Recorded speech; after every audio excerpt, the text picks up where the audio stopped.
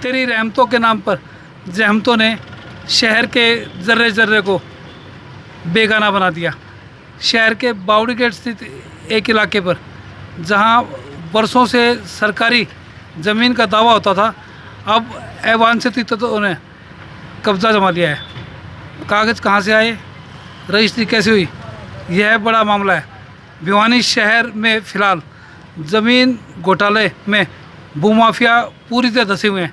देखना यह होगा कि प्रशासन की नींद कब खुलती है और कब ऐसी खुर्द-बुर्द की गई ज़मीनों पर कब्ज़ा सरकारी हाथों में वापस आता है।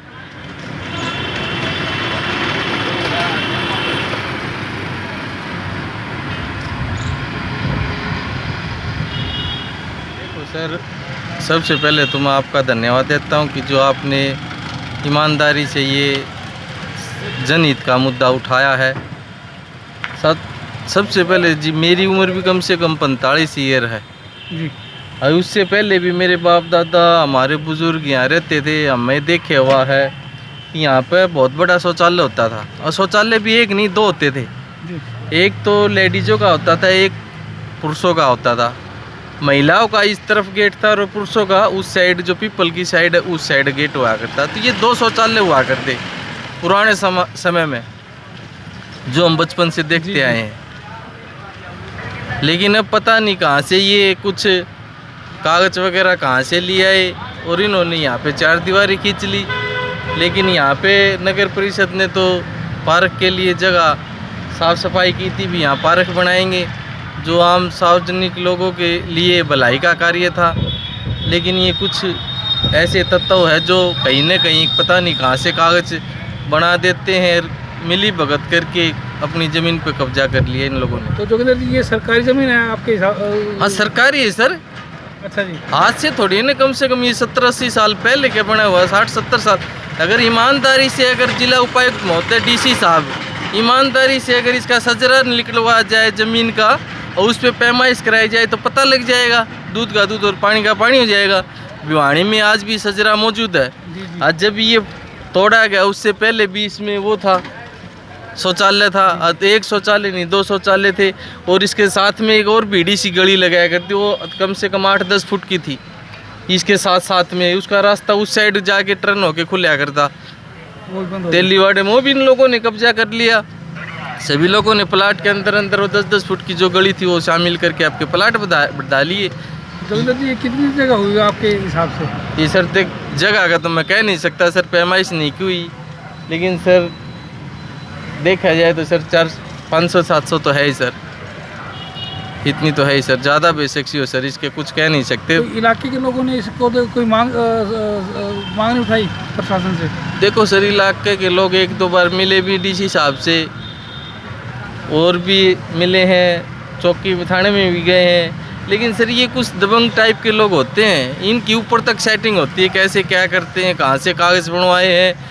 आज इनके कागज़ देखे तो कागज़ ठीक बोल लेंगे इनके, लेकिन अगर उन नहीं, सरकारी संपत्ति पे कब्जा किया था, कागज़ ठीक क्या बोलेंगे, वो तो कहने गड़बड़ तो हुई सर। गड़बड़ी तो है, लेकिन सर आज हम उन कागज़ों को देखो, ठीक है सर, ये कहता है कि मैंने 30 साल पहले कागज़ बनवाए हैं, ये शौचालय कम से कम 50-70 साल पहले का है, तो इसका मतलब कुछ न कुछ तो गड़बड़ हुई है सर।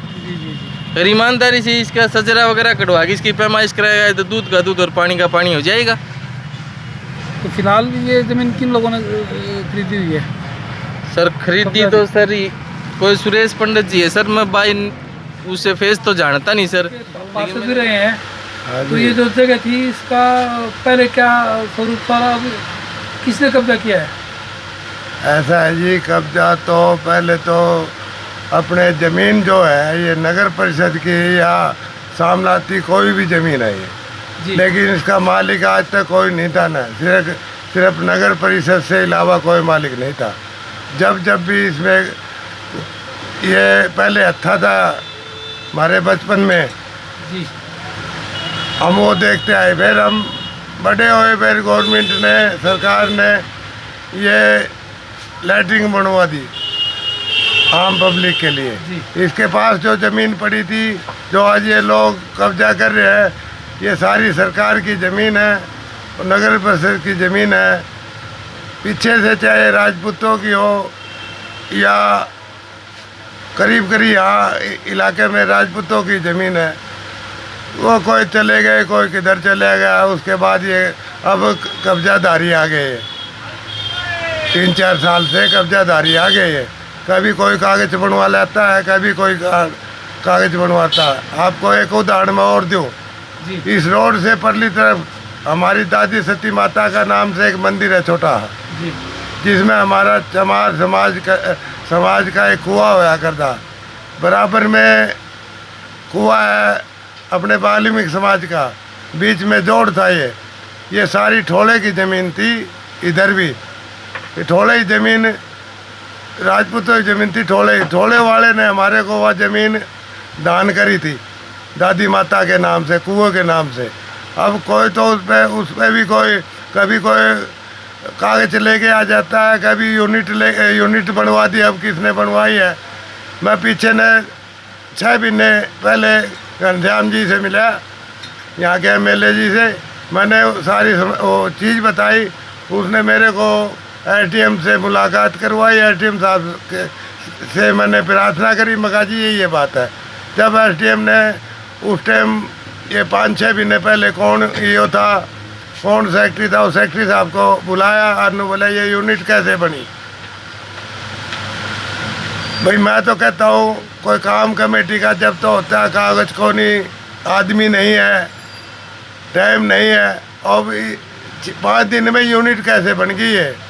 तो ये ऐसे लोगों ने यहाँ का जो प्रशासक ने बिठा रखे है, प्रधान MC, ये मेरा ख्याल करे 5-7 साल छोड़ के शहर में ऐसा कोई MC नहीं है जो कब्जेदारी नहीं हो। लाइटों के ठेके लेते हैं सरकार, या अपने ठेके लेते हैं, उनमें हिस्से होते हैं। फिर ये नगर परिषद में क्या बचत करेंगे, क्या इसकी निगरानी रखेंगे शहर की। ये चीज़ है जी, ये सारी ये सरकार की ज़मीन है। ये जगह कभी कोई आ जाता है कब्जा करने के लिए, कभी कोई कागज़ लेके आए मेरी है। थाने वाला ऐसा है, वहाँ चौकी में कह देते जी ये कागज़ रहे हमारे पास, वो बेचारे उन्हें कागज़ देखने आते हैं और न अब उस तक कौन जाएगा? सरकार जाएगी। सरकार बहुत बढ़िया है, यहाँ अपने खट्टर साहब की सरकार है।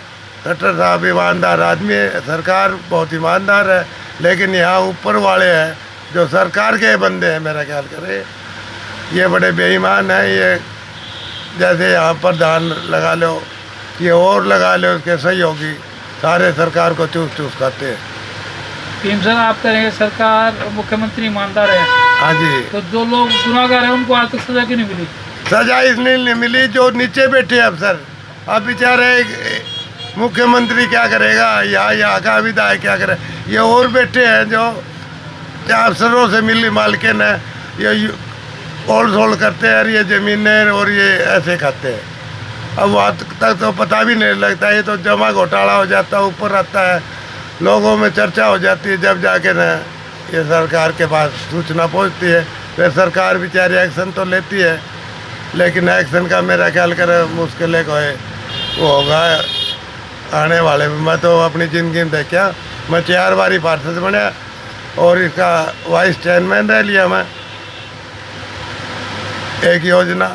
लेकिन मैंने तो सिवाय घपले सिवाय कुछ नहीं दिया। हमने तो चुनाव लड़ना ही बंद कर दिया भाई। अब तो बच्चे कहने लगे, अब तो भ्रष्टाचार बढ़ गया, अब कोई फायदा नहीं है चुनाव लड़ने। समाज की सेवा करनी है तो वैसे भी करते रहेंगे, करते हैं। सर, आप 4 बार पार्षद रहे, नगर परिषद के उप प्रधान भी रहे। हाँ जी। जब जो जगह नगर परिषद के आती थी, अब वो जगह तो खुर्द-बुर्द होगी, तो ऐसे में शहर की हालत क्या होगी? शहर की तो जी बुरी हालत ही है। शहर को तो संभालने वाला है, यहाँ प्रशासक आता है, DC आता है, SDM आता है, पता नहीं क्या बात है, कैसे ये मिले जुले रहते हैं। ये जहाँ भी अगर 10 गज ज़मीन दिख जाती है तो भी ये ओल सोल करके ना उसकी बंटवारा कर लेते। मैंने तो ऐसा अंदाज है, हमने बार एप्लीकेशन दी, अब भी लोग एप्लीकेशन दे के आए SP साहब के पास भी, भाई ये सरकारी ज़मीन है और ये अवधि कब्जे है। अब भी वहाँ तक एप्लीकेशन पहुँची हुई है, अब उसका क्या हो क्या नहीं हो ये तो सरकार कर सकती है जी, हम तो क्या करते हैं। धन्यवाद।